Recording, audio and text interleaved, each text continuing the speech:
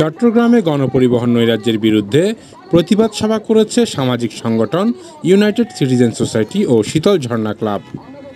শুক্রবার ৭ নভেম্বর বিকাল ৪ ঘটিকায় অক্সিজেন মোড়ে এই প্রতিবাদ সভা অনুষ্ঠিত হয়। ইউনাইটেড সিটিজেন সোসাইটির মুখপাত্র জনাব সাদাত হোসেনের সভাপতিত্বে প্রতিবাদ সভায় প্রধান অতিথি হিসেবে উপস্থিত ছিলেন চট্টগ্রাম মহানগর এনসিপির যুগ্ম সমন্বয়কারী জসিমউদ্দিন ওপেল। বিশেষ অতিথি হিসেবে উপস্থিত ছিলেন মহানগর এনসিপির সদস্য শাহেদ ইকবাল চৌধুরী। এছাড়াও আরও উপস্থিত ছিলেন ইউনাইটেড সিটিজেন সোসাইটি, শীতল ঝর্ণা ক্লাব ও অক্সিজেন মোড় গ্রুপের নেতৃবৃন্দ ও সকল সদস্যরা। এ সময় বক্তারা নগরীর গণপরিবহনের নানা অনিয়ম ও নৈরাজ্যের বিভিন্ন ঘটনা তুলে ধরেন ও এসব নৈরাজ্য প্রতিরোধে গাড়ি মালিক, ড্রাইভার ও কন্ট্রাক্টর সহ সংশ্লিষ্ট সকলকে জবাবদিহিতার আওতায় এনে সুষ্ঠু নিরাপদ সড়ক ব্যবস্থা তৈরির জোর আহ্বান জানান।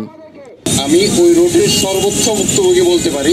যেমন আজকে এই প্রোগ্রামে আসার জন্য আমি যখন অফিস থেকে বিকাল ৩টায় বের হই, আমাকে প্রথম একটা অটোরিকশায় উঠে নাহারঘাটের পর্যন্ত আসতে হয়। সেখান থেকে পুলিশের হয়রানির কারণে পুলিশ যখন গাড়ি চেক করতেছে অটোরিকশা আমাকে নামায় দেয়।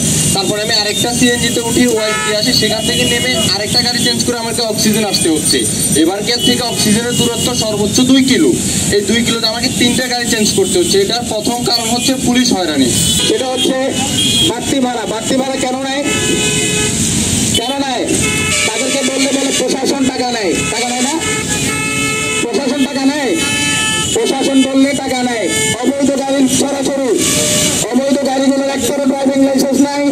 চট্টগ্রামের মানুষের যে জীবনযাত্রার মান উন্নয়ন করা আপনার দরকার ছিল, আপনি আপনার মান উন্নয়ন করতেছেন, আপনি আপনার দলীয় লোকদের মান উন্নয়ন করতেছেন, কিন্তু আমাদের জনগণের এই অবস্থা। এভাবে পথে চলাফেরা করতে পারি না, আমরা চলাফেরা করতে পারি না। গাড়িতে উঠলে নৈরাজ্য, হাঁটতে গেলে নৈরাজ্য, রাস্তায় দুলবালি, রাস্তাগুলো ভাঙা। এই ধরনের মেয়র তো আমাদের দরকার নাই। আমি 3 বেলা আমি এই সকল টেম্পুদের থেকে আমি হয়রানির শিকার হই। আমি দেখি তারা নিজের রাত ব্যবহার করে। এই সকল গুন্ডা রাস্তায় গুন্ডামি করবে। এই সকল গুন্ডা কেন সিএনজি চালাতে আসবে, কেন টেম্পু চালাতে আসবে? তাদেরকে আমি জনগণ নিয়ে গণধরায় দিয়ে একবার সোজা করে দেবো।